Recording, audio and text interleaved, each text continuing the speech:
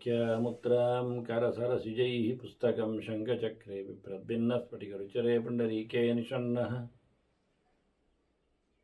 अम्लानश्रीरमृतविशदैरंशभिप्लावयन् मामाविर्भूयादनकमहिमा मानसे वागधीशः।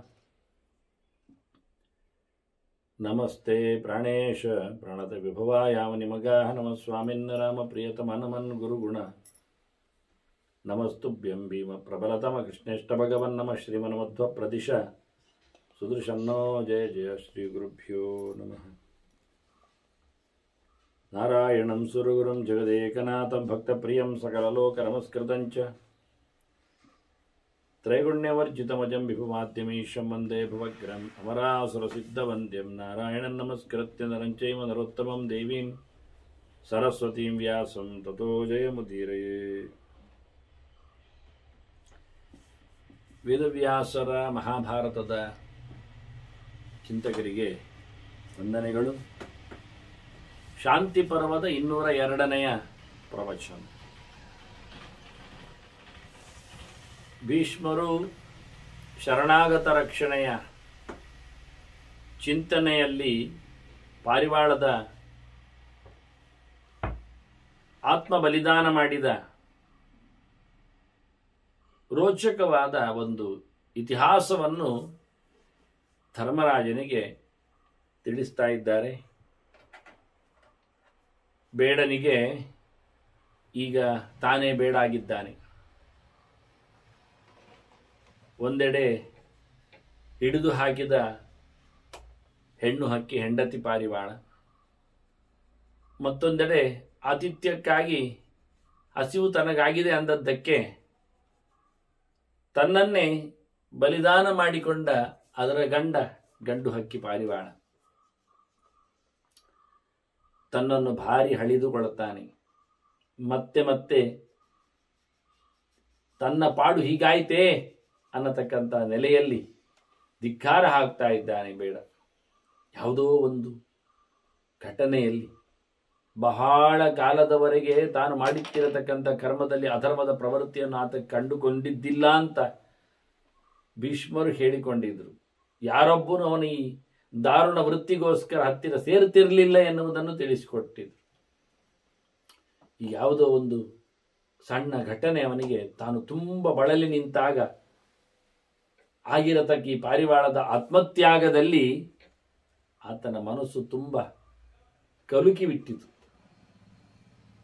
ತುಂಬ ಗೊಂದಲಕ್ಕೀಡಾದ ಆತ ಹೇಳಿಕೊಡುತ್ತಾನೆ, ಭವಿಷ್ಯತಿ ಮೇ ನಿತ್ಯಂ ಪಾತಕಂ ಭುವಿ ಜೀವತಃ. ನಾನು ಬದುಕಿದ್ರೆ ಸಾಯುವವರೆಗೂ ನಾನು ಪಾಪಿಯೇ. ಇದರ ಪಾಪದ ನೆನಪು ನನ್ನನ್ನು ಪ್ರತಿಕ್ಷಣ ಕಾಡ್ತದೆ ಎನ್ನುವ ನೆಲೆಯಲ್ಲಿ ಹೇಳ್ತಾನವ. ಮುಂದೆ ಮಾಡುವುದಲ್ಲ. ನನ್ನ ಬದುಕಿನುದ್ದಕ್ಕೆ ಈ ಘಟನೆ ನನ್ನನ್ನು ಪಾಪಿಯನ್ನಾಗಿ ನೆನಪಿಸ್ತದೆ. ಧಿಂಗ್ಮಾಮಸ್ತು, ಧಿಕ್ಕಾರ, ನನಗೆ ಧಿಕ್ಕಾರ ಇರಲಿ. ಯಾರು ನನ್ನನ್ನು ಮನ್ನಣೆ ಮಾಡುವುದಿಲ್ಲ, ಎಲ್ಲರೂ ನಿಂದಿಸಲಿ ಅಂತ ಹಾಳು ಕೆಲಸ ಮಾಡಿದ್ದೇನೆ ನಾನು. ನೃಶಂಸಸ್ಯ ಮಹಾನ್ಯಾಯ ಪ್ರತ್ಯಾದೇಶ ನ ಸಂಶಯ. ಇದು ಅನ್ಯಾಯದ ಆದೇಶ. ಹೇಳು, ಮಹಾನ್ಯಾಯ. ಪಾರಿವಾಳಕ್ಕೆ ನನ್ನ ಊಟ ಬೇಕು ಕೇಳುವುದು ತಪ್ಪಲ್ವಾ? ಏನು ಕಟೋರಿ ಅಲ್ಲ ನಾನು. ಗೊತ್ತಿಲ್ಲ ನನಗೆ ಅವುಗಳು ಎಲ್ಲಿಂದ ಊಟ ಆಗ್ತಾವೆ. ಏನು ಬೇಕು ಕೇಳಿದಾಗ ಊಟ ಇರಲಿ ಕೇಳಿ ತನ್ನನ್ನೇ ಊಟ ಮಾಡಿಕೊಟ್ಟಿದ್ದಲ್ಲ ನನಗೆ. ಅಲ್ಲ, ಆಗಿಲ್ಲ. ದತ್ತಃ ಸ್ವಮಾಂಸಂ ದಹತ ಕಪೋತೇನ ಮಹಾತ್ಮನ ಅಂತಾನೆ. ತಿನ್ನಲು ಮಾಂಸ ಕೊಡಬೇಕು ಅಂದಾಗ ತನ್ನನ್ನೇ ಮಾಂಸವನ್ನಾಗಿಸಿ ಕೊಟ್ಟಿತ್ತಲ್ಲ ಇದು. ಸುಟ್ಟಾಕೊಂಡು ಎಲ್ರಿ ಹೇಗೆ ಆಗ್ತದೆ? ಜೀವಂತವಾದ ಪ್ರಾಣಿ ತಾನು ಊಟಕ್ಕಾಗಿ ಮಗದೊಬ್ಬನೇ ಅವನ ಎದುರೇ ತಾನೇ ಬೆಂಕಿ ಒಡ್ಡಿ ದೊಡ್ಡದು ಮಾಡಿ ಬೀಳಬೇಕಾದ್ರೆ ಮಹಾತ್ಮ ಅಂದ. ದೊಡ್ಡ ಚೇತನ ಅಂತ ನೋಡಿ. ದೊಡ್ಡದು ಅನಿಸಿಕೊಳ್ಳಿಕ್ಕೆ ಯಾವುದೇ ಬಾಹ್ಯವಾದಂತಹ ದೇಹಗಳು ಬೇಕಾಗಿಲ್ಲ. ಮನುಷ್ಯ ದೇಹದಿಂದಲೇ ದೊಡ್ಡ ದೇಹದಿಂದಲೇ ದೊಡ್ಡವನಾಗಬೇಕಾಗಿಲ್ಲ. ಪ್ರಾಣಿ ಪಕ್ಷಿ ಕ್ರಿಮಿ ಕೀಟಗಳ ದೇಹಗಳಿಂದಲೂ ದೊಡ್ಡವನಾಗಲಿಕ್ಕೆ ಆಗ್ತದೆ. ಅದನ್ನು ಗುರುತಿಸಿಬಿಟ್ಟ ಈ ಬೇಡ. ಹೇಳುತ್ತಾನೆ, ಸೋಹಂ ತ್ಯಕ್ಷೆ ಪ್ರಿಯಾನ್ ಪ್ರಾಣಾನ್ ಪುತ್ರಾನ್ ದಾರಾನ್ ವಿಸೃಜ್ಯ. ನಾನು ಎಲ್ಲರನ್ನು ಬಿಟ್ಟಿದ್ದೇನೆ, ಎಲ್ಲರನ್ನು ಬಿಡುತ್ತೆ, ಹೆಂಡತಿ ಮಕ್ಕಳನ್ನೆಲ್ಲ ತೊರೆದು ನಾನು ನನ್ನ ಪ್ರಾಣವನ್ನೇ, ಅತ್ಯಂತ ಹಿತವಾದ ಇಷ್ಟವಾದ ನಾನು ಪ್ರಾಣವನ್ನೇ ಬಿಡುತ್ತೆ. ಬದುಕಿನುದ್ದಕ್ಕೆ ನಾನು ಪಾಪಿ ಆಗ್ತಾ ಇರ್ತೇನೆ, ನನ್ನನ್ನು ಪಾಪತನ ಕಾಡುತ್ತದೆ, ನಾನು ಬದುಕಿ ಉಳಿಯುವುದಿಲ್ಲ. ಹೇಗೆ ಸಾಯ್ತೆ ನೋಡಿ. ಹಕ್ಕಿ ಹಾರಿ ಸತ್ತಿತು, ಬೆಂಕಿಗೆ ತನ್ನನ್ನು ಕೊಟ್ಟುಕೊಂಡು ಸತ್ತಿತು. ದಾರುಣವಾದಂತಹ, ಅದರ ಕರುಣಾರ್ದ್ರವಾದಂತಹ ಚರಿತೆ ಅಂತ್ಯ. ಇವ ಹಾಗೆ ಮಾಡಲಿ, ಇವ ಹಾಗೆ ಹೇಳಿಕೊಡ್ಲಿಲ್ಲ. ಅವ ಹೇಳಿದ್ದು, ಯಥಾ ಸ್ವಲ್ಪಂ ಸರಹ ಗ್ರೀಷ್ಮೆ ಶೋಷಯತಿ ಶೋಷಯಿಷ್ಯಾಮಿ ಅಹಂ ತಥಾ. ಬೇಸಿಗೆಯಲ್ಲಿ ಸರೋವರ ಹೇಗೆ ಬತ್ತುತ್ತದೆ, ನೀರಿಲ್ಲದೆ ಒಣಗ್ತದೆ ಒಣಗ್ತದೆ ಒಣಗ್ತದೆ, ಕೊನೆಗೆ ನೀರ ಪಸೆಯೇ ಇಲ್ಲ ಆಗ್ತದೆ. ನಾವು ನೋಡ್ಬೋದು ಕೆಲವು ಸರೋವರಗಳಲ್ಲಿ ಮಕ್ಕಳು ಆಡ್ತಾರೆ, ಮತ್ತೆ ನೆಲ ಕಾಣ್ತದೆ. ಹಾಗೆ ತನ್ನಷ್ಟಕ್ಕೆ ನೀರು ಬತ್ತಿ ಹೋಗಿಕೊಳ್ಳುವ ಹಾಗೆ ನಾನು ನನ್ನನ್ನು ಶೋಷಣೆಗೆ ಒಳಪಡಿಸಿಕೊಳ್ಳುತ್ತೇನೆ ಅಂತ ಹೇಳಿಕೊಳ್ಳುತ್ತಾನೆ. ಆತ್ಮಾಹುತಿ ಮಾಡಿಕೊಳ್ಳುತ್ತಾ ಇಲ್ಲ ಇವ. ಬೆಂಕಿಗೆ ಹಾರುತ್ತೇನೆ ಹೇಳಲಿಲ್ಲ. ಅಲ್ಲೇ ಇದ್ದ ಬೆಂಕಿಯನ್ನು ಇನ್ನಷ್ಟೊತ್ತಿಗೆ ಕಟ್ಟಿಗೆಲ್ಲ ಹಾಕಿ ಒಟ್ಟು ಮಾಡಿ ಒಂದು ದೊಡ್ಡ ಚಿತೆ ಮಾಡಿ ನಾನು ಹಾರುತ್ತೇನೆ ಹೇಳೋ ಬದಲಿಗೆ ಇವ ಅಂದ್ರೆ ಅಂತಹ ಕ್ರೂರವಾದಂತಹ ಕೊನೆಯನ್ನು ತಾನು ಮಾಡಿಕೊಳ್ಳುತ್ತಾ ಇಲ್ಲ. ಕ್ರೂರಿಯಾದರೂ ತುಂಬ ಸೌಮ್ಯವಾದ ಮೃದುವಾದ ಹಕ್ಕಿ ಮಾಡಿಕೊಂಡಿತು ನೋಡಿ. ಎಷ್ಟು ಜೋರಿ ಇರಬೇಡ. ಆತಿಥ್ಯ ಅಂದರೆ ಎಷ್ಟು ಎತ್ತರದಲ್ಲಿ ಅಲ್ಲ, ಧರ್ಮ ಅಂದರೆ ಎಷ್ಟು ಭರವಸೆಯ ವಸ್ತುವಾಯಿತು ನೋಡಿ. ಇವು ಹೇಳಿಕೊಂಡ. ಕ್ಷುತ್ ಪಿಪಾಸ ಸಹ, ನಾನಿನ್ನು ಅದು ಮಾತ್ರ ಅಲ್ಲ, ಹಸಿವು ಬಾಯಾರಿಕೆ ಅಲ್ಲ, ನಾನಿನ್ನು ಹಸಿವಿಗೆ ತಿನ್ನುವುದಿಲ್ಲ, ನಾನಿನ್ನು ಬಾಯಾರಿಕೆಗೆ ಕುಡಿಯುವುದಿಲ್ಲ ನೋಡಿ. ಅವನು ಕ್ಷುತ್ ಪಿಪಾಸ ಆತಪ ಸಹ, ನಾನು ಬಿಸಿಲಿಗೆ ಬೆದರುವುದಿಲ್ಲ. ಕೃಶಃ ಧಮನಿ ಸಂತತಃ, ಸರೋವರ ಬತ್ತು ಹಾಗೆ ನಾನು ಬತ್ತಿಕೊಂಡು ಹೋಗ್ತೇನೆ. ಸಪುರನಾಗ್ತೇನೆ, ಎಲುಗೂಡು ಮಾತ್ರ ಮಾಡಿಕೊಳ್ಳುತ್ತೇನೆ, ಇನ್ನು ತಿನ್ನುವುದಿಲ್ಲ, ಇನ್ನು ಕುಡಿಯುವುದಿಲ್ಲ. ಇದು ಆಮರಣೋಪವಾಸ, ಸತ್ಯಾಗ್ರಹ ರೀತಿ. ತನ್ನನ್ನು ತಾನು ಕಳೆದುಕೊಳ್ಳುವ ಬಗೆ ಮಾಡಿಕೊಳ್ಳುತ್ತೇನೆ ಅಂದ. ತಿನ್ನಲಾರೆ ಅಂತ ಹೇಳ್ತಾನೆ. ಪ್ರಾಯೋಪವೇಶ. ರಾಮನು ಸಮುದ್ರ ದಾರಿ ಕೊಡುವುದಿಲ್ಲ ಆದರೆ ಹಾಗೆ ಅಂತೇಳಿ ಮಲಗಿಬಿಟ್ಟಲ್ಲ, ಅದರಂತೆ ದ್ರೋಣನು ಕೊನೆಯ ಗಳಿಗೆಯಲ್ಲಿ ಕೂತು ಬಿಟ್ನಲ್ಲ, ಮುಗಿದೋದ ಮತ್ತವ ಅಂತೂ ರಣಾಂಗಣದಲ್ಲಿ ಕೊನೆಗೆ ತಾನು ಮುಗಿತು ಹೋಗ್ತೇನೆ ಅಂತ ಕೂತಿದ್ದ. ಆದರೆ ಅವನು ಯೋಗದಲ್ಲಿ ದೇಹತ್ಯಾಗ ಮಾಡುವ ಸಾಮರ್ಥ್ಯ ಉಳ್ಳವ. ಭೂರಿಶ್ರವ ಶಿವರಾದರೆ ಸರಿಯಲ್ಲ, ಪ್ರಾಯೋಪವೇಶ ಕೂತದ್ದವ. ಹಾಗಿಲ್ಲಿ ಬಹಳ ಚಂದವಾಗಿ ಈ ಬೇಡ ಹೇಳಿಬಿಡ್ತಾನೆ, ನಾನು ಇನ್ನೇನು ತಿನ್ನುವುದಿಲ್ಲ. ಮಾಂಸ ಹಾಗೆ ಉಂಟು, ಹಕ್ಕಿ ಬೇಯ್ತಾ ಇದೆ. ಇವನ ಮನಸ್ಸು ಇನ್ನಷ್ಟು ಬೆಂದುಕೊಂಡಿದೆ, ಪಕ್ವವಾಗಿದೆ ನೋವಿನಿಂದ. ಇಲ್ಲ ಅಂದ. ಉಪವಾಸೈ ಬಹುವಿಧೈ ಚರಿಷ್ಯೆ ಪಾರಲೌಕಿಕ. ನಾನಿನ್ನು ಈ ಲೋಕದಲ್ಲಿ ಬದುಕಲು ಬಯಸ್ತಾ ಇಲ್ಲ, ನಾನು ಪರಲೋಕಕ್ಕೆ ಸೇರ್ತೇನೆ, ಉತ್ತಮ ಲೋಕವನ್ನು ಪಡಿಬೇಕು ನಾನು. ಅದಕ್ಕೋಸ್ಕರ ಬಹುಬಗೆಯ ಉಪವಾಸಗಳನ್ನು ಮಾಡುತ್ತೆ. ಎಲ್ಲ ರೀತಿಯ ಅನ್ನ ಹೊಟ್ಟೆಗಿಲ್ಲ, ದೊಂಡೆಗಿಲ್ಲ ಅಲ್ಲ, ಮಾತು ಮೌನ ಮಾಡುವಂಥದ್ದು, ಕಿವಿಗೆ ಕೇಳಿಸಿಕೊಳ್ಳದೇ ಇರುವಂಥದ್ದು, ಕಣ್ಣು ಕಾಣದೇ ಇರುವಂತೆ ಕಣ್ಣು ಮುಚ್ಚಿ ಇರುವುದು, ಹೋಗದೇ ಇರುವುದು, ಹೀಗೆಲ್ಲ ಎಲ್ಲ ಇಂದ್ರಿಯಗಳ ಉಪವಾಸ ಹಾಕುವ ರೀತಿಯಲ್ಲಿಂತ. ಅಹೋ ದೇಹ ಪ್ರಧಾನೇನ ದರ್ಶಿತ ಅತಿಥಿ ಪೂಜನ. ಈ ಹಕ್ಕಿ ಏನು ಚಂದ ಕಾಣಿಸಿತು ನನಗೆ, ಧರ್ಮದ ಬಗ್ಗೆ ಎಚ್ಚರ ಮಾಡಿಸಿತು. ತನ್ನ ದೇಹದ ದಾನದಿಂದ, ಅಂದ್ರೆ 3 ಮುಖ ಅಲ್ವಾ ಕರ್ಮದಲ್ಲಿ, ಯಜ್ಞದಾನದ ಕರ್ಮನ ಅತ್ಯಜ್ಯಂ ಕಾರ್യമೇ ಮತತು ಅಂತ ಕೃಷ್ಣನ ಗೀತೆಯ ಮಾತು ಅದು. ಪ್ರತಿಯೊಬ್ಬನು ಆರಾಧನೆಯನ್ನು ಮಾಡಬೇಕು, ಸರಿ, ಅತಿಥಿ ಆರಾಧನೆ ಆಯ್ತು, ಅತಿಥಿ ಯಜ್ಞ. ದಾನವನ್ನು ಮಾಡಬೇಕು, ಆಯಿತು, ತನ್ನನ್ನೇ ತಾನು ಸಮರ್ಪಿಸಿಕೊಂಡಿತ್ತು, ಅನ್ನದಾನ, ಊಟದಾನ, ಮಾಂಸದಾನ. ತಪಸ್ಸನ್ನು ಮಾಡಬೇಕು, ತಪಸ್ಸಲ್ವಾ ಇದು? ಶರೀರ ತ್ಯಾಗ ಎನ್ನುವುದು ತಪಸ್ಸಲ್ವಾ? ಅತಿಥಿಯ ಬಗ್ಗೆ ಎಚ್ಚರ ಆಗುವುದು, ಅತಿಥಿಯಲ್ಲಿ ಸ್ವೀಕರಿಸು ಅಂತೇಳಿ ಒಳ್ಳೆ ಮಾತನ್ನು ಹೇಳಿ ಅವನ ಹತ್ರ ಬೆಚ್ಚಗಾಗಲಿಕ್ಕೆ ಅವನಿಗೆ ಬೆಂಕಿ ಹಾಕಿ ಕೊಟ್ಟು, ಆದ್ದರಿಂದ ತನ್ನ ದೇಹವನ್ನೇ ಸಮರ್ಪಿಸುವ ಮೂಲಕ ಬಹಳ ದೊಡ್ಡ ಮಟ್ಟದ ಯಜ್ಞವನ್ನು ಮಾಡಿದೆ. ದೊಡ್ಡ ಧರ್ಮ ನನಗೆ ಕಣ್ಣಿಗೆ ಕಂಡಿದೆ. ಇವತ್ತು ನನಗೆ ಪಾಠ ಆಗಿದೆ. ಪಾರಿವಾಳ ಮಾಡಿದ ಪಾಠ ಇದು.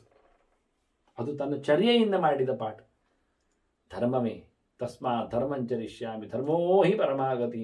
ನನಗಿನ್ನೇನು ದಾರಿ ಇಲ್ಲ. ಧರ್ಮ ಬಿಟ್ಟರೆ ನಾನು ಧರ್ಮವನ್ನು ಮಾಡುತ್ತೇನೆ, ಕೆಟ್ಟದ್ದನ್ನು ನಿಲ್ಲಿಸ್ತೇನೆ. ಅದೇ ನನಗೆ ಉತ್ತಮವಾದ ಅಂತಹ ಆಯ್ಕೆ, ದಾರಿ, ನನ್ನನ್ನು ಪಾರುಗೊಳಿಸುವ, ನನಗೆ ಶ್ರೇಯಸ್ಕರವಾದ ಕಥೆ ಅದು ಅಂತ ಹೇಳಿಕೊಂಡು ಅದಕ್ಕೋಸ್ಕರ ನಾನು ಹೋಗ್ತಾ ಇರ್ತೇನೆ ಸಾಯುವವರೆಗೆ. ಎಲ್ಲಿ ಏನು ಅಂತ ಇಲ್ಲ, ಏನು ತಿನ್ನುವುದಿಲ್ಲ. ಮಹಾಪ್ರಸ್ಥಾನಮಾಶ್ರಿತ್ಯ ಪ್ರಯೋ ಸಂಶಿತ ವ್ರತಃ. ಹೀಗೆ ಒಂದು ಪ್ರತಿಜ್ಞೆ ಮಾಡಿದವನಾಗಿ ಇನ್ನು ಮುಂದೆ ಏನು ಮಾಡುವುದಿಲ್ಲ ಅಂತ ಹೇಳಿಕೊಂಡು ಮಹಾಪ್ರಸ್ಥಾನ ಹೊರಟೋಗುವುದು, ಎಲ್ಲಿಂದಿಲ್ಲದೆ. ಈ ಶಬ್ದವನ್ನು ಕೇಳಿಯೇ ಧರ್ಮರಾಜನು ಕೊನೆಗೆ ಅದೇ ಮಾಡಿದ್ದು, ಮಹಾಪ್ರಸ್ಥಾನ ಮಾಡಿ. ಪ್ರವೇಶ ಉತ್ತರಾಂ ದಿಶಂ ಅಂತ. ಗತಪೂರ್ವ ಮಹಾತ್ಮಭಿಹಿ ಉತ್ತರಾಂ, ಉತ್ತರ ದಿಕ್ಕಿಗೆ ಹೊರಟೇ ಬಿಟ್ರು ಪಾಂಡವರು. ಕೊನೆಗೆ ಕೃಷ್ಣ ಇಲ್ಲ ಅಂತ ಗೊತ್ತಾದ ತಕ್ಷಣ ಏನ್ ಗಮ್ಮತ್ ನೋಡಿ. ಆದ್ರಿಂದಲೇ ಮಹಾಭಾರತದಲ್ಲಿ ಮಹಾಪ್ರಸ್ಥಾನ ಪರ್ವ, ಸ್ವರ್ಗಾರೋಹಣ ಪರ್ವ ಅಂತ ಕೊನೆ 17-18ನೇ ಪರ್ವ. ಅದನ್ನೇ ನಾನು ಕಥೆಯಲ್ಲಿ ಹೇಳಿದ್ದೇನೆ. ಹೊರಟು ಬಿಟ್ರು. ಹೃದಯ ಬ್ರಹ್ಮ ಪರಂ ಧ್ಯಾಯನ್ ಆವರ್ತೇತ ಯಥೋಗತಃ. ಹೋದೆ ಮತ್ತೆ ಹಿಂದೆ ಬರ್ಲಿಕ್ಕಿಲ್ಲ, ಬರ್ತೇನೆ ಹೇಳಲಿಕ್ಕಿಲ್ಲ, ಬರುವ ಸುದ್ದಿ ಇಲ್ಲ, ಹೋಗುವ ಕಥೆಯೂ ಇಲ್ಲ. ಉತ್ತರ ದಿಕ್ಕಿಗೆ ಹೋಗ್ತಾ ಇರೋದು ಸೀದಾ. ಅದನ್ನು ಮಹಾಪ್ರಸ್ಥಾನ ಅಂತ ಕರೀತಾರೆ. ಇವ ಮಹಾಪ್ರಸ್ಥಾನ ಮಾಡಿದ ನೋಡಿ. ಈ ಶಬ್ದ ಕೇಳಿ ಇದು ಶಾಂತಿ ಪರ್ವ. ಧರ್ಮರಾಜ್ ಈಗ ತಾನೇ ಗೆದ್ದಿದ್ದಾನೆ. ಇನ್ನು ಅರಸೊತ್ತಿಗೆಯಲ್ಲಿ ಅಧಿಕೃತವಾದ ರಾಜನಾಗಿ ಬಹಳ ದೊಡ್ಡ ಮಟ್ಟಿನ 3 ಅಶ್ವಮೇಧ ಯಾಗವನ್ನು 5 ವರ್ಷ ಪೀರಿಯಡಿನದ್ದು ಒಂದೊಂದು ಮಾಡ್ತಾ ಇದ್ದಾನೆ. ಆ ಬಳಿಕ ಧೃತರಾಷ್ಟ್ರ ಕಾಡಿಗೆ ಹೋಗ್ತಾನೆ. 3 ವರ್ಷ ಅವನು ಅಲ್ಲಿ ಸಾಧನೆ ಮಾಡಿ ಅವನು ತೆರಳುತ್ತಾನೆ. ಅಲ್ಲಿಂದ ಮುಂದಕ್ಕೆ 18 ವರ್ಷಗಳ ಕಾಲ ರಾಜ್ಯಭಾರ ಪಾಂಡವರದ್ದಿದೆ. ಕೊನೆಗೆ ಅವರು ಹೊರಡ್ತಾರೆ. ಇಷ್ಟು ಸಮಯ ಇದೆ. 36 ವರ್ಷಗಳ ಕಾಲದ ನಂತರ ಆಗುವ ಘಟನೆ ಮಹಾಪ್ರಸ್ಥಾನ. ಬೇಡ ಮಾಡಿದ ಕತೆ ಧರ್ಮರಾಜನ ತಲೆಯಲ್ಲಿ ಕತೆ ಹಾಗೆ ಉಳಿದಿದೆ. ಸಾಧನೆ ಅಂದ್ರೆ ಹಾಗೆ ಹೊರಡಬೇಕು, ಎಂದಾದರೂ ಹೊರಡಬೇಕು. ಮನುಷ್ಯ ಕೂತೇನು ಮಾಡಲಿಕ್ಕೆ ಏನಿಲ್ಲ. ಮಹಾಪ್ರಸ್ಥಾನವನ್ನು ಗೈದ ಬೇಡ, ಎಲ್ಲವನ್ನು ತೊರೆದು ಹೋಗ್ತೇನೆ ಅಂತ ಹೇಳಿ ಹೊರಟ. ತಥೋ ಯಷ್ಟಿಂ ಶಲಾಕಾಂಚ ಕ್ಷಾರಕಂ ಪಂಜರಂತತ ತಂಚ ಬದ್ಧಾಂಗಬೋತಿಂಚ ಪ್ರಮುಚ್ಯ ವಿಸಸರ್ಜ ಅಂತಾರೆ ಭೀಷ್ಮರು. ಅಂತ ಉದ್ಗಾರ ಮಾಡ್ತಾರೆ. ವಿಚಿತ್ರ ಅಲ್ಲವೇ ಅಂತ. ಕೈಯಲ್ಲಿ ಅವನಲ್ಲಿ ಕೋಲುಂಟು, ಬಡಿಲಿಕ್ಕೆ. ಹಕ್ಕಿಗಳನ್ನು ಹೊಡಿತಾನೆ. ಹಿಡಿದ ನಂತರ ಹೊಡೆಯದೆ ಅದು ಸಾಯುವುದಿಲ್ಲ, ಮತ್ತೆ ಪ್ರಯತ್ನಿಸ್ತದೆ, ತೊಂದರೆ ಮಾಡ್ತದೆ. ಅದಕ್ಕೆ ಹೊಡಿಲಿಕ್ಕೊಂಡು ತಲೆಗೆ ಅದು ನಿಶ್ಚೇಷ್ಟವಾಗಿ ಬಿದ್ದುಕೊಳ್ತದೆ. ಮತ್ತೆ ಅದನ್ನು ಕಟ್ಟಿ ಹೊತ್ಕೊಂಡು ಹೋಗ್ತಾನೆ. ಕೈಯಲ್ಲಿನ ಕೋಲವನದ್ದು ಬಿಸಾಡಿದ. ಶಲಾಕೆ, ಕಬ್ಬಿಣದ ಸಲಾಕೆ ಇತ್ತಂತೆ, ಅದರಲ್ಲಿ ಚುಚ್ಚುತ್ತಾನವ. ಚುಚ್ಚಿಕೊಂಡು ಹೋಗ್ತಾನೆ. ಇಟ್ಕೊಂಡು ಹೋಗೋ ರೀತಿ ಅವನು. ಕಬ್ಬಿಣದ ಮುಳ್ಳು ಉದ್ದನೆ ಅಂತ ಸರಿಗೆ ಬಿಸಾಡಿದ. ಮತ್ತೆ ಅವನ ಕೈಯಲ್ಲಿ ಬಲೆ ಉಂಟು, ಹಿಡಿಲಿಕ್ಕೆ ಬಲೆ ಬೀಸ್ತಾನೆ. ಒಂದಿಷ್ಟು ಹಕ್ಕಿಗಳು ಒಮ್ಮೆಲೆ ಒಂದಿಷ್ಟು ಕಾಳು ಹಾಕ್ತಾನೆ, ಕದ್ದು ಕೂತ್ಕೊಳ್ತಾನೆ, ಬಲೆ ಹಾಕಿ ಹೋಗ್ತಾನೆ. ಹಕ್ಕಿಗಳು ಬಂದು ಕೂತಾಗ ಎತ್ಕೊಂಡು ಹೋಗ್ತಾನೆ. ಕಳೆದ ಬಾರಿ ಬಲೆ ಹಾಕಿದ ಬೆಕ್ಕು ಸಿಕ್ಕಿ ಬಿದ್ದ ಕತೆ ಕೇಳಿದ್ದೇವೆ, ಇಲ್ಲಿ ಬಿಚ್ಚಿದ್ದು. ಮತ್ತೆ ಅವನ ಕೈಯಲ್ಲಿ ಪಂಜರ ಇತ್ತು, ಹಿಡಿಸಿ ಹಾಕುವಂಥ ಡಬ್ಬಿ, ಹಕ್ಕಿಯನ್ನು ಹಿಡಿದು ಹಾಕುವಂಥದ್ದು. ಅದು ಯಾಕೆ ಅಂದರೆ ಕೊಂದು ಹಾಕಿಬಿಟ್ರೆ ಅಷ್ಟು ತಿಂದು ಹಾಕ್ಲಿಕ್ಕೆ ಆಗುದಿಲ್ಲ ಅವನಿಗೆ. ಅದನ್ನು ಪಂಜರದಲ್ಲಿ ಹಾಕಿಡ್ತಾನೆ. ಅವನಿಗೆ ಸಿಗದಿದ್ದಾಗ ಬೇಕದು 4-6 ದಿನಕ್ಕೆ ಅಂಥದ್ದು. ಹಾಗಾಗಿ ಪಂಜರ ಕೈಯಲ್ಲಿತ್ತು, ಅದನ್ನು ಬಿಸಾಡಿದ. ಪಂಜರದ ಬಾಗಿಲು ತೆಗೆದು ಆ ಹೆಣ್ಣು ಪಾರಿವಾಳವನ್ನು ಬಿಟ್ಟುಕೊಟ್ಟ. ನಾಳೆಗಾಯ್ತು ಊಟಕ್ಕೆ ಎಂದು ಇಟ್ಕೊಂಡಿದ್ದಲ್ಲ, ಸಿಕ್ಕಿತು ಅಂತ ಬಡಿದುಕೊಳ್ಳದೆ. ನೋಡಿ, ಅವನ ಕೈಯಲ್ಲಿ ಒಂದು ಪಾರಿವಾಳ ಇತ್ತು, ತಿನ್ನಬಹುದಿತ್ತು. ಕೈಯಲ್ಲಿ ಅವನ ಹತ್ರ ಆಯುಧಗಳೆಲ್ಲ ಉಂಟು. ಹಾಗೆ ತಿನ್ನುವವನು ಬೇರೆ, ಅವನು ಬೇಯಿಸ್ಲಿಕ್ಕೆ ಬೆಂಕಿ ಬೇರೆ ಇತ್ತು. ಅದು ಬಿಟ್ಟು ಇದು ಹಕ್ಕಿ ಹತ್ರಕ್ಕೆ ಹೇಳಿದ ಆಹಾರ ಕೊಡು ಅಂತ. ಅದು ತನ್ನನ್ನೇ ಕೊಟ್ಟುಕೊಂಡಿತ್ತು. ಈಗ ಸಿಕ್ಕಿಬಿದ್ದವ. ಈಗ ತಲೆ ಆತನಿಗೆ ಮಾಗಿದೆ. ಇನ್ನು ನನಗೆ ವೃತ್ತಿ ಬೇಡ, ಇನ್ನು ನನಗೆ ಊಟ ಬೇಡ, ನನಗಿನ್ನು ಬಾಯಾರಿಕೆ ಸಲ್ಲದು, ನನಗೇನು ಬೇಡ ಹೇಳಿಕೊಂಡು ಎಲ್ಲವನ್ನು ತೊರೆದು ಬಿಟ್ಟ. ಒಂದು ಪಾರಿವಾಳದ ಪಾಠ. ಪರೀಕ್ಷಿತನಿಗೂ ಹಾಗೆ ಆಯ್ತಲ್ಲ. ಬೇಟೆಗೆ ಹೋದವ ಹಸಿವು ಬಾಯಾರಿಕೆ ಅಂತ ಹೇಳಿ ಸಿಗಲಾರದೆ ಸತ್ತ ಹಾವಿನ ದೇಹದಲ್ಲಿ ಮಾಲೆ ಮಾಡಿ ಶಮೀಕನಿಗೆ ಹೊರಟವ ತಾನು ಮಾಡಿದ ತಪ್ಪಿನ ಅರಿವಾಗಿ ಪ್ರಾಯೋಪವೇಶವನ್ನು ಸಂಕಲ್ಪಿಸಿಕೊಂಡ. ಇನ್ನು ತಿನ್ನುವುದಿಲ್ಲ, ಇನ್ನು ಕುಡಿಯುವುದಿಲ್ಲ ಅಂತ ಬಿಟ್ಟುಕೊಟ್ಟವ. ಮಾಡಲಿಲ್ಲ ಹಾಗೆ. 7 ದಿನದ ನಂತರ ಸತ್ತ ಬಿಡಿ. ಹಾಗಾಗಿ ಇವನು ಸಹ ತುಂಬ ನೊಂದವ, ತಿನ್ನಲಿಕ್ಕೆ ಹೊರಟವ. ಈ ನಮೂನೆ ತಿನ್ನುವ ಪರಿಸ್ಥಿತಿ ಬಂತಲ್ಲ ಹೇಳಿಕೊಂಡು ವಿಚಿತ್ರವಾದಂತಹ ನೆಲೆಯಲ್ಲಿ ನನ್ನ ಊಟ ಆಗ್ತದೆ ಅಲ್ಲ ಕೇಳಿದ ತಕ್ಷಣ ಧರ್ಮಭ್ರಷ್ಟನಾದ ಊಟ ನನಗೆ ಬೇಡ ಅಂತ ಹೇಳಿಕೊಂಡು ತ್ಯಾಗ ಮಾಡಿದ. ಹೊರಟೋಗ್ತಾ ಇದ್ದಾನೆ. ಹೊರಟೋಗ್ಬೇಕು, ಹೊರಡುವ ವ್ಯವಸ್ಥೆ ಮಾಡಿಕೊಂಡ. ಹಕ್ಕಿಯನ್ನು ಹೊರಡೆ ಹಾಕಿದ. ಈ ಹಕ್ಕಿ ಗೋಳೋ ಅಂತ ಹತ್ತುಕೊಂಡು ಅದರ ಗಡ್ಡ ಹಕ್ಕಿ ಬೆಂಕಿಯ ಮೇಲೆ ಬಿದ್ದು ಬಿಟ್ಟಿದೆ. ಧಗಧಗಿಸುವ ಬೆಂಕಿ. ಹಾಗಾಗಿ ಅದಕ್ಕೆ ನಿನ್ನು ಹೊರಗೆ ಹಾರುವ ಯೋಗ್ಯತೆಯೂ ಇಲ್ಲ, ಹೊರಗೆ ಹಾರುವುದೂ ಇಲ್ಲ. ಅದು ಖುಷಿಪಟ್ಟು ತನ್ನನ್ನು ಸಮರ್ಪಿಸಿಕೊಂಡಿದೆ. ಇವನೇನದು ಪೂರ ಸುಡುವ ಮುಂಚೆ ತಿನ್ನಬೇಕಷ್ಟೇ ತೆಗೆದು. ನಾವು ಕೆಲವರೆಲ್ಲ ಕೆಂಡಕ್ಕೆ ಗೆಣಸು ಹಾಕಿದ ಹಾಗೆ. ಈ ಮಾತ್ರ ಹೆಣ್ಣು ಹಕ್ಕಿ ಕೂಗ್ತದೆ ಕೂಗ್ತದೆ ಕೂಗ್ತದೆ, ಬಬ್ಬೆ ಹೊಡ್ಕೊಳ್ಳುತ್ತದೆ. ಈಗ ತನಗೆ ಪಂಜರದಿಂದ ಬಿಡುಗಡೆಯಾಗಿದೆ, ಇನ್ನು ಬೇಕಾ? ಗಂಡನಿಲ್ಲದ ತನ್ನ ಮೋಕ್ಷ, ಅಯ್ಯೋ ಪರಿಸ್ಥಿತಿಯೇ ಅಂತ, ದುರ್ವಿಧಿಯೇ ಅಂತ ಕೂಗಿಕೊಳ್ಳಿಕ್ಕೆ ಶುರು ಮಾಡಿತು. ಏನು ಕೂಗಿದ್ರೇನು ಬಂತದಕ್ಕೆ? ಅಲ್ಲೇ ಕೂತ್ಕೊಂಡು ಹೊರಗೆ ಹಾಕಿಬಿಟ್ಟಿದ್ದಾನೆ, ಬಿಟ್ಟುಕೊಟ್ಟಿದ್ದಾನೆ. ನೋಡಿ, ತಡವಾಗಿ ಬಿಟ್ಟುಕೊಟ್ಟ. ಅರೆ ಕ್ಷಣದ ಮುಂಚೆ ಬಿಟ್ಟುಕೊಟ್ಟಿದ್ರೆ ಅಯ್ಯೋ ನನ್ನ ಹೆಂಡತಿ ಎಲ್ಲಿ ಹೋಗಿದೆ ಅಂತ ಹೇಳಿಕೊಂಡು ಬೊಬ್ಬೆ ಹೊಡಿತಿದ್ದ ಗಂಡು ಹಕ್ಕಿ ಅಪ್ಪಿಕೊಂಡು ಮುದ್ದಾಡ್ತಿತ್ತು, ಖುಷಿ ಪಡ್ತಿತ್ತು. ಆದರೆ ಇವ ಆಹಾರ ಕೇಳಿಕೊಂಡ, ಸನ್ನಿವೇಶ ಬದಲಾಯಿತು. ಘಟನೆ ವಿಷಮ ಪರಿಸ್ಥಿತಿಗೆ ಬಿದ್ದಿದೆ. ಈಗ ಹೆಣ್ಣು ಹಕ್ಕಿ ಸ್ವತಂತ್ರ ಆಗಿದೆ. ನಾಹಂ ತೇ ವಿಪ್ರಿಯಂ ತಾತ ಕದಾಚಿದಪಿ ಸಂಸ್ಮರಿ. ನಾಹಂತೆ ವಿಪ್ರಿಯಂ ಕಾಂತ. ಗಂಡು ಹಕ್ಕಿಯನ್ನು ಕುರಿತು ಕೇಳ್ತದೆ, ಹೇಳುತ್ತದೆ, ನಾನು ಒಂದೂ ನಿನ್ನ ತಪ್ಪನ್ನು ನೆನಪಿಸಿಕೊಳ್ತಾ ಇಲ್ಲ. ನನ್ನ ಬದುಕಿನಲ್ಲಿ ನಿನ್ನಿಂದ ನನಗೇನು ಅನ್ಯಾಯ ಆಗಿಲ್ಲಲ್ಲ. ನೆನಪು ಮಾಡಿಕೊಂಡ್ರೆ ಏನು ತಪ್ಪು ಬರ್ತಾ ಇಲ್ಲ. ಒಂದು ಕತೆ ಇದೆ. ಸಾಯುವ ಕ್ಷಣದಲ್ಲಿ, ಸತ್ತ ಬಳಿಕವೋ ಸಾಯುವ ಹೊತ್ತಿನಲ್ಲೋ ಅವನು ಮಾಡಿದ ತಪ್ಪನ್ನೆಲ್ಲ ಹೇಳಿ ಹೋಗ್ಬೇಕಂತೆ. ಅದರಿಂದ ಅವನು ಮೋಕ್ಷ ಪಡಿತಾನೆ. ಗಮ್ಮತ್ತು ಕೇಳಿ ಸಿದ್ಧಾಂತ. ಹೊಗಳುವುದಲ್ಲ ಅವನನ್ನು. ಅವನೇನು ತಪ್ಪು ಮಾಡಿದ್ದಾನೆ ಅದನ್ನು ಬಹಿರಂಗಪಡಿಸಿದರೆ ಅವನಲ್ಲಿಂದ ಕಳಚಿಕೊಳ್ತಾನೆ ಅಂತ. ಈ ಹೆಣ್ಣಕ್ಕೆ ಹೇಳ್ತದೆ, ನಿಂದೇನು ನನಗೆ ಅನ್ಯಾಯ ಆಗಿದೆ? ಋಣಮೋಚನೆಗೆ ಹೇಳುವುದಿದು. ನನಗೊಂದು ಗೊತ್ತಿಲ್ಲ. ನನ್ನ ಬದುಕಿನಲ್ಲಿ ನನಗೆ ನಿನ್ನಿಂದ ಆದ ಅಪಚಾರಗಳ ಬಗ್ಗೆ ನೆನಪಿಲ್ಲ. ಲಾಲಿತಾಹಂ ತ್ವಯಾ ನಿತ್ಯಂ ಬಹುಮಾನಚ್ಚ ಪೂಜಿತ. ನನ್ನನ್ನು ತುಂಬ ಶೇಲೆ ಮಾಡಿದೆ, ನನ್ನನ್ನು ತುಂಬ ಕೊಂಡಾಡಿದೆ, ನನ್ನ ಮೇಲೆ ನಿನಗೆ ತುಂಬ ಗೌರವ ಇತ್ತು, ನನ್ನನ್ನು ನೀನು ತುಂಬ ಆದರಿಸಿದೆ. ಬೇರೆ ನಾನೇನು ಹೇಳಲಿ? ಯಾವ ಹೆಣ್ಣು ಗಂಡ ಸತ್ತದ್ದು ಎಷ್ಟು ಮಕ್ಕಳಿದ್ರು ಸಂಭ್ರಮಿಸುವುದಿಲ್ಲ ತಿಳ್ಕೋ ಅಂತ ಹೇಳ್ತದೆ. ಏನು ಹೇಳುವ? ಸರ್ವಾಪಿ ವಿಧವಾನಾರಿ ಬಹುಪುತ್ರಾಪಿ ಶೋಚತೆ. ಎಷ್ಟು ಮಕ್ಕಳಿದ್ರು ಗಂಡನನ್ನು ಕಳ್ಕೊಂಡ್ರೆ ಆ ಹೆಣ್ಮಗಳಿಗೆ ನೋವು ಖಂಡಿತ ಆಗ್ತದೆ. ಎಷ್ಟು ಮಕ್ಕಳಿರಲಿ, ಯಾರ ಮಕ್ಕಳ ಜೊತೆಯಲ್ಲಿ ಎಂತಹ ಪ್ರೀತಿಯಲ್ಲಿ ಬದುಕುವ ಹುನ್ನಾರ ಇದ್ರೂ ಒಂದು ಇಲ್ಲಲ್ಲ ದೊಡ್ಡ ಸಂಗತಿ. ಹಾಗಾಗಿ ಯಾರಿಗಾಗಿ ಬದುಕು?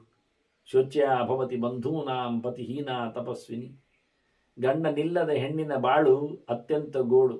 ಯಾಕೆಂದರೆ ಬಂಧುಗಳೆಲ್ಲ ಯಾವತ್ತು ಗಂಡನಿಲ್ಲದ ಹೆಣ್ಣನ್ನು ಅವಹೇಳನೆ ಮಾಡುತ್ತೆ. ಬಂಧುಗಳ ಜೊತೆಯಲ್ಲಿ ಬದುಕುವುದು ಎಷ್ಟು ಮಕ್ಕಳ ಜೊತೆಯಲ್ಲಿದ್ದರೂ ಗಂಡನಿಲ್ಲದ ಹೆಣ್ಣಿಗೆ ಅಷ್ಟು ಪ್ರಿಯ ಆಗುವುದಿಲ್ಲ. ಬಂಧುಗಳ ಜೊತೆಯಲ್ಲಿ ಇರುವಾಗ ಗಂಡನನ್ನು ಕಳ್ಕೊಂಡದ್ದಕ್ಕೆ ಯಾವತ್ತೂ ದುಸ್ಥಿತಿಯೇ. ಯಾರೇನ್ ಮಾಡ್ತಾರೆ, ಏನೇನು ಕೊಡ್ತಾರೆ, ಎಲ್ಲ ಎಷ್ಟೇ ಇರ್ತದೆ ಹೇಳಿ. ಬಹಳ ದೊಡ್ಡದಾದ ಒಂದು ಸ್ಟ್ರಾಂಗ್ ವಾದ, ಮೆಸೇಜ್.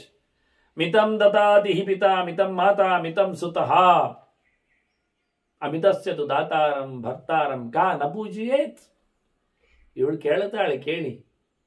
ಹೆಣ್ಣು ಪಾರಿವಾಳ ಪ್ರಶ್ನಿಸ್ತದೆ, ಇಡೀ ಸಮಾಜವನ್ನು ವಿಶ್ಲೇಷಣೆ ಮಾಡುತ್ತದೆ, ಹೇಳಿಕೊಳ್ತದೆ. ಅಪ್ಪ ಇದ್ದಾನೆ ನನಗೆ, ಇದ್ದ ಅಪ್ಪ ನೋಡಿಕೊಳ್ತಿದ್ದ. ಏನು ಕೊಡ್ತಿದ್ದ, ಎಷ್ಟು ಕೊಡ್ತಿದ್ದ? ಮಿತಂ ದದಾತಿ ಹಿ ಪಿತಾ.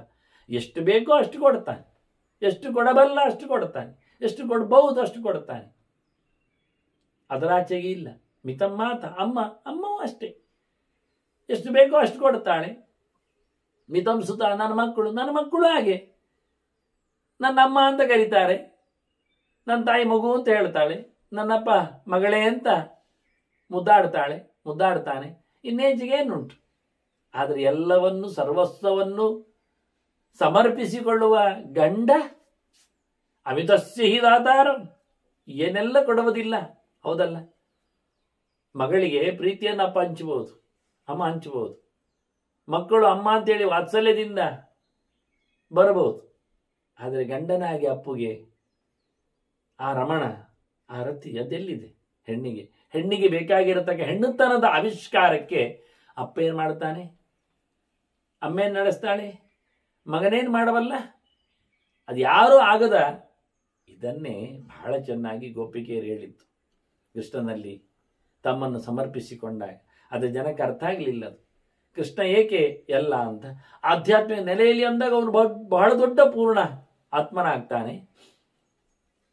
ಈ ಬಹಳ ಚಂದವಾದ ಈ ಗೆರೆ ಭಾರತದಲ್ಲಿ ಅನೇಕ ಕಡೆ ಆವೃತ್ತಿಗೊಂಡಿದೆ, ಅನೇಕರ ಮಾತಲ್ಲಿ.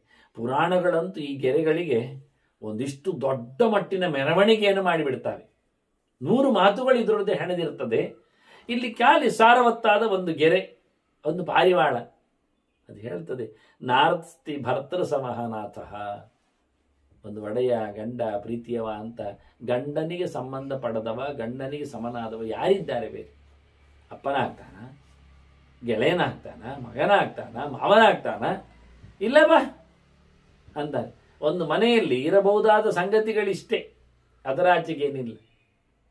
ಹಾಗಾಗಿ ಇದು ಹೇಳ್ತದೆ, ಗಂಡನ ಹಾಗೆ ಒಂದು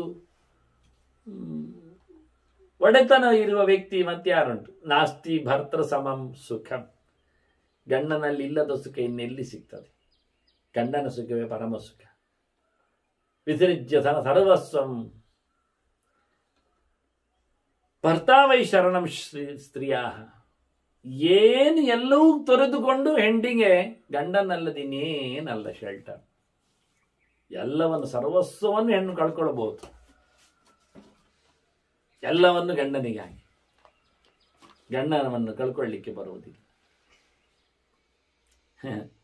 ಪತಿಹೀನ ಅದು ಕಾನಾರಿ ಸತಿ ಜೀವಿತ ಮುತ್ಸಹೇತ್. ಗಂಡನಿಲ್ಲದೆ ಹೆಣ್ಣು ಯಾರು ತಾನೇ ಬದುಕಲಿಕ್ಕೆ ಇಷ್ಟಪಡ್ತಾಳೆ? ಒಳ್ಳೆಯವಳಾದ್ರೆ ಹೇಳ್ತಾಳೆ ಸತಿ ಅಂತಾಳೆ. ನಿರ್ದುಷ್ಟಳಾದವಳು, ಪ್ರೀತಿ ಪಾತ್ರಳಾದವಳು, ಗಂಡನಿಲ್ಲದವಳು ಬದುಕನ್ನು ಬಯಸುವುದಿಲ್ಲ. ತಾನು ಸತಿ ಇದ್ದಾಳೆ, ಗಂಡನ ಮೇಲಿನ ಪೂರ್ಣ ಪ್ರೀತಿಯವಳಿದ್ದಾಳೆ. ಹೇಳಿಕೊಳ್ಳುವ ಈ ಪಾರಿವಾಳ ನಾನು ಬದುಕುವುದಿಲ್ಲ ಅಂತ ತೀರ್ಮಾನ ಮಾಡಿಕೊಂಡಿದೆ. ಉರಿಯುತ್ತಿರುವ ಬೆಂಕಿಯನ್ನು ಪ್ರೀತಿಸಿದೆ, ಸಂಭ್ರಮಿಸಿಕೊಂಡಿದೆ. ಪತಿವ್ರತ ಸಂಪ್ರದೀಪ್ತಂ ಪ್ರವಿವೇಶ ಹುತಾಶನಂ. ಪ್ರೀತಿಯ ಗಂಡನ ಅಪ್ಪುಗೆಗಾಗಿ ಮತ್ತೆ ಬೆಂಕಿಯೊಳಗೆ ಹಾರಿದೆ. ದೇಶಕ್ಕೊಂದು, ಜನಕ್ಕೊಂದು ಸಂದೇಶವನ್ನು ಮುಟ್ಟಿಸಿದೆ. ಸತಿ ಸಹಗಮನ ಹೇಳಿಕೊಟ್ರದಕ್ಕೆ ಬಲಾತ್ಕಾರ ಮಾಡಿದ್ರೆ, ಅದನ್ನು ಹಿಡಿದಿಟ್ಟು ಅತ್ತೆ ನಾದಿನಿ ಎಲ್ಲ ಸೇರಿ ಹಾಕಿದ್ದ. ಯೋಚನೆ ಮಾಡಿ. ಸತಿ ಸಹಗಮನ ಪದ್ಧತಿ ನಿರ್ಮೂಲನ ಆಂದೋಲನ ಅಂತ ಮಾಡಿಕೊಂಡು ಅನಿಷ್ಟ ಸಂಪ್ರದಾಯ, ಕೆಟ್ಟ ಆಚರಣೆ, ಹೆಣ್ಣಿನ ಮೇಲಿನ ದೌರ್ಜನ್ಯ, ಅತ್ಯಾಚಾರ, ಆಕ್ರಮಣ, ಅನಾಹುತ ಅಂತ ಕೂಗಿದವರು ಪಾರಿವಾಳ ಕತೆ ಕೇಳಬೇಕು. ಅದು ಹೇಳಿಕೊಡ್ತದೆ. ಎಲ್ಲ ಇದೆ ನನಗೆ ಅಂತ ಹೇಳ್ತದೆ. ನಾನು ಮಕ್ಕಳ ತೆಕ್ಕೆಯಲ್ಲಿ ಇರಲಾರೆ, ಬಂಧುಗಳ ಜೊತೆಯಲ್ಲಿ ನಾನು ಬೆಳೆಯುವುದಿಲ್ಲ. ಅವಳು ನಿರ್ದುಷ್ಟಲಾದವಳು, ಚಂದ ಮನಸ್ಸುಗಳು, ವಿಶಾಲ ಹೃದಯವಂತಳು, ಖಂಡಿತವಾಗಿಯೂ ಗಂಡನ ಜೊತೆಗೇ ಇರ್ತಾಳೆ ಅಂತ ಹೇಳಿಕೊಳ್ಳುವ ಬದುಕು ನನಗೆ ಬದುಕು ಬೇಕಾ? ಅಲ್ಲ, ಇದು ಇತಿಹಾಸದಲ್ಲಿ ನಡೆದ ಘಟನೆ. ಧರ್ಮರಾಜನೇ ಕತೆ ಕೇಳುವಾಗ ಅವ ಇನ್ನೂ ಎಳೆಯ 16ರ ಹುಡುಗ. ಅತ್ತ ಮಾದ್ರಿ, ಇತ್ತ ಕುಂತಿ, ಅಪ್ಪ ಹೋಗಿದ ಪಾಂಡು. ಇಬ್ಬರು ಹೊರಟಿದ್ದಾರೆ ಹಾರಲಿಕ್ಕೆ, ಪಾಂಡವಿನ ಜೊತೆಯಲ್ಲಿ ತೆರಳಲಿಕ್ಕೆ. ಋಷಿಗಳು ಬೇಡ ಅಂದ್ರು. ಪದ್ಧತಿ ಸರಿ, ಒಂದು ವಿಷಯ, ಮಕ್ಕಳನ್ನು ನೋಡಿಕೊಳ್ಳಿಕ್ಕೆ ಬೇಕಲ್ಲ. ಹಾಗೆ ಏನು ಗಟ್ಟಿ ಮಾಡಿದ್ಲು ಮಾದ್ರಿ. ಕುಂತಿಯಕ್ಕ ಅಂತ ಹೇಳಿ ತನ್ನ ಮಕ್ಕಳಿಬ್ಬರನ್ನು ಅವಳ ಕೈಯಲ್ಲಿ ಕೊಟ್ಟು, ನಾನು ಹೋಗ್ತೇನೆ, ನನ್ನಿಂದ ಅಪಚಾರವಾಗಿದೆ.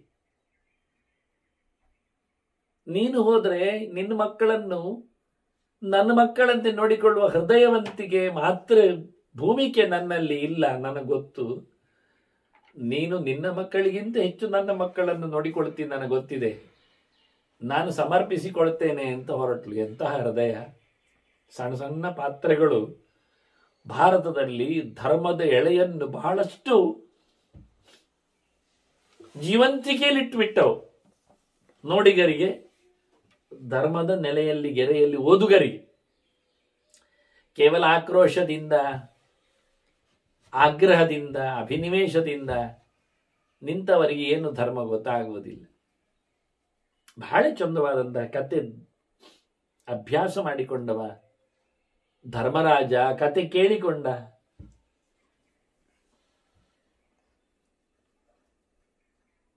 ನಿನ್ನಂಥವರು ನನಗಿನ್ಯಾರಿದ್ದಾರೆ ಅಂತ ಹೇಳಿತ್ತು. ಎಲ್ಲೆಲ್ಲ ಹೋಗಿದ್ದೇವೆ ನಾವು. ವಚನೈ ಮಧುರೈ ಸ್ನಿಗ್ಧೈ ಅಸಕೃತ್ ಸುಮನೋಹರೈ.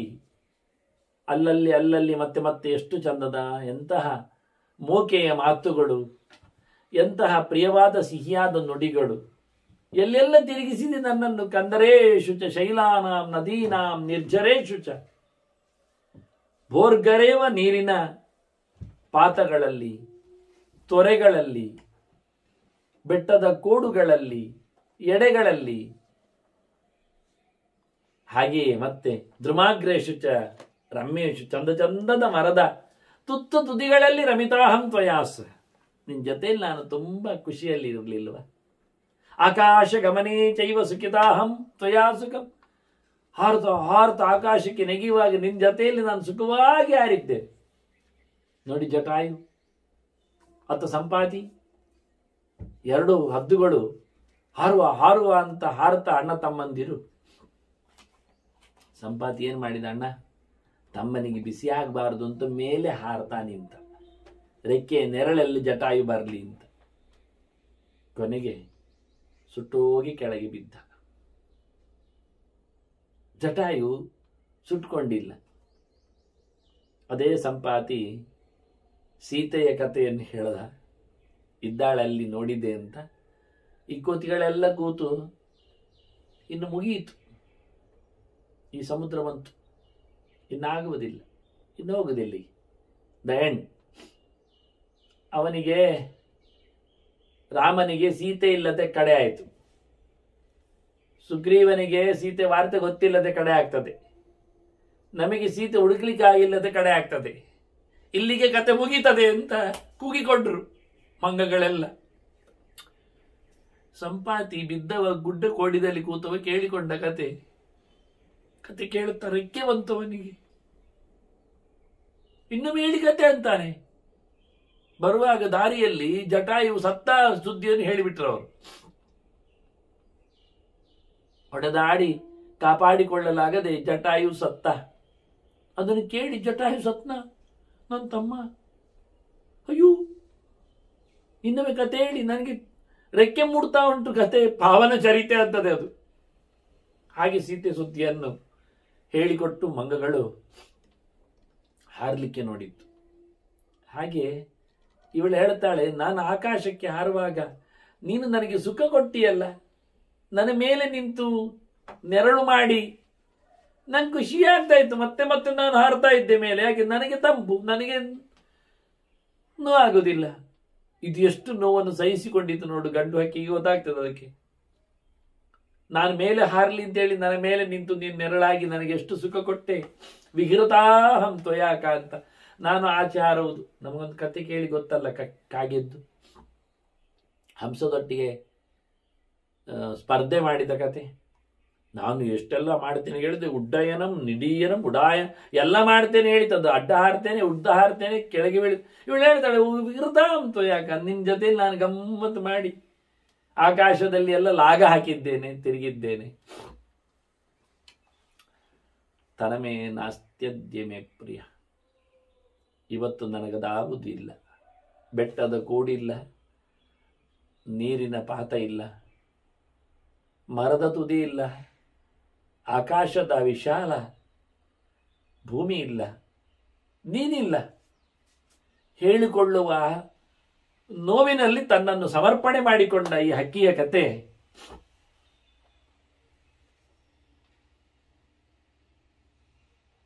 ನೋಡ್ತದೆ.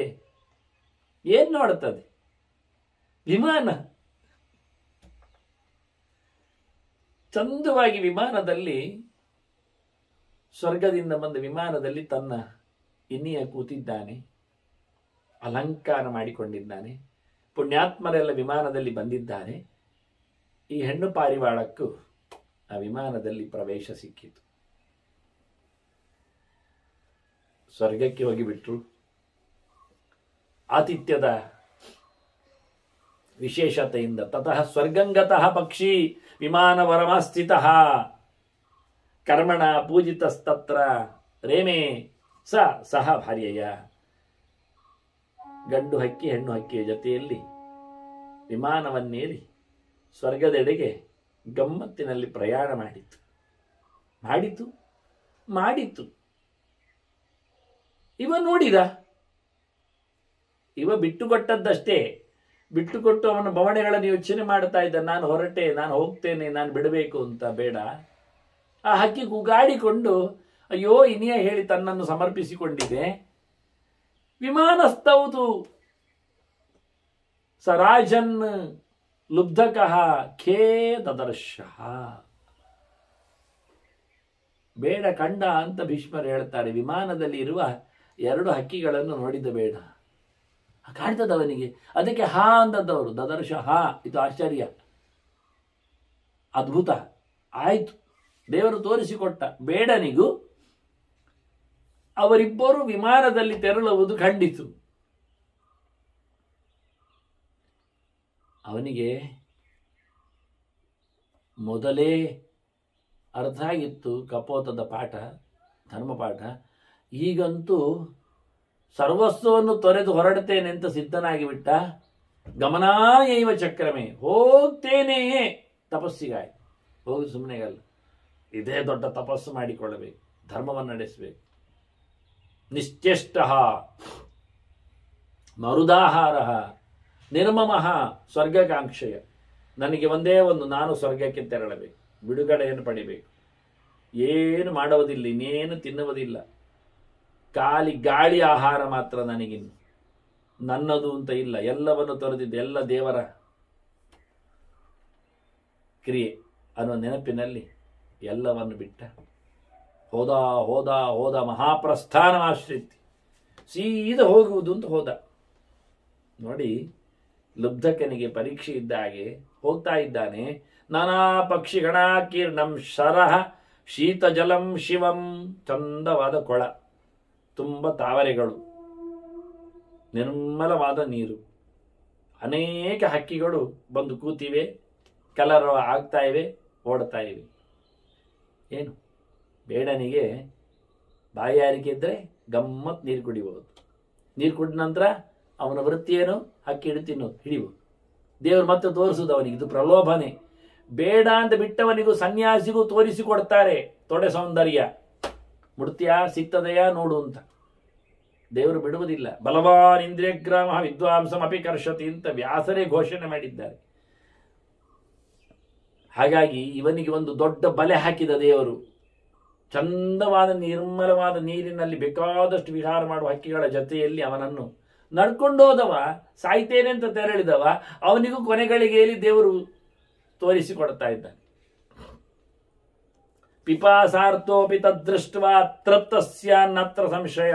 ಭೀಷ್ಮರು ಹೇಳುತ್ತಾರೆ, ಇಲ್ಲ, ಬಾಯಾರಿಕೆಯಲ್ಲಿ ಬಳಲಿ ಬೆಂಡಾಗಿದ್ದಾನೆ, ನೋಡಿದ ಅಷ್ಟೇ, ಮುಟ್ಲಿಲ್ಲ, ಕುಡಿಲಿಲ್ಲ, ತೃಪ್ತಿ, ಕುಡಿದಾಗಿದೆ, ಮುಗಿದೋಗಿದೆ ಕತೆ, ಸೀದಾ ಹೋದ. ಉಪವಾಸ ಕೃಶ ಅತ್ಯರ್ಥಂ, ಭಯಂಕರ ಹಸಿವಾಗಿದೆ, ತುಂಬ ಬಾಯಾರಿದ್ದಾನೆ, ತುಂಬ ಬಳಲಿದ್ದಾನೆ, ಗೊಂಡ ಅರಣ್ಯ, ಗೊತ್ತಿಲ್ಲದ ಜಾಗಕ್ಕೆ ಕಾಲಿಟ್ಟಿದ್ದಾನೆ, ಹೋಗ್ತಾ ಇದ್ದಾನೆ. ಏನು ಭಯಂಕರ ಪ್ರಾಣಿಗಳು, ಶ್ವಾಪದ ದ್ವಿಷಿತಂ ವನಂ, ಕಾಡು ಪ್ರಾಣಿಗಳ ಮೂಟೆ, ಮತ್ತೆ ಸಲಾಕೆಯಲ್ಲಿ ಹೊಡೆದು ಆತ ಒಂದು ಹಿಡಿದು ತಿನ್ನಬಹುದು.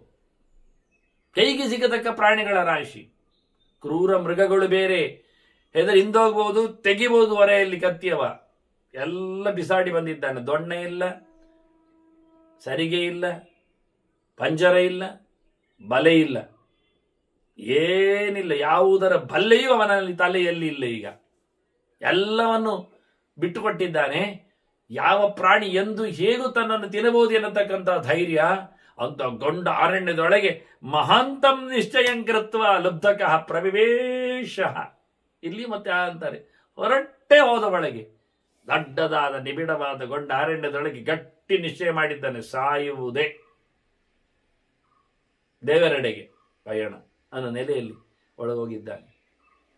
ಅಳೆಲ್ಲ ಭೀಕರವಾಗಿರತಕ್ಕ ಪ್ರಾಣಿಗಳ, ಮರಮಟ್ಟುಗಳ ನಿಬಿಡವಾದ ವ್ಯವಸ್ಥೆಯಲ್ಲಿ ದಾರಿಯೇ ಇಲ್ಲ, ಕಾಲಿಡುವುದೇ.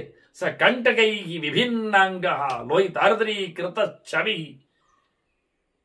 ಮುಳ್ಳುಗಳೇನು ಪಾದದ ಮೇಲಕ್ಕೆ ಎಟ್ಟಿವೆ, ಮೈಗಳನ್ನು ಹರಿದಿವೆ, ನೆತ್ತರ ಮೈಯವನಾಗಿದ್ದಾನೆ, ಕೆಂಪು ಶರೀರದವನಾಗ್ತಾ ಇದ್ದಾನೆ.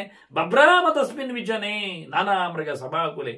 ಗೊತ್ತು ಗುರಿಯಿಲ್ಲದೆ ಹುಚ್ಚು ಹುರುಡನಂತೆ ಹೊರಟಿದ್ದಾನೆ, ಹೋಗ್ತಾ ಇದ್ದಾನೆ, ಎಲ್ಲೆಲ್ಲೆಂತ ಇಲ್ಲ, ತಿರುಗ್ತ. ಜನರಿಲ್ಲದ ಗೊಂಡಾರಣ್ಯದಲ್ಲಿ ಕ್ರೂರ ಪ್ರಾಣಿಗಳ ರಾಶಿಯಲ್ಲಿ ಹೊರಟೋಗ್ತಾನೆ, ಹೋಗ್ತಾ ಇದ್ದಾನೆ.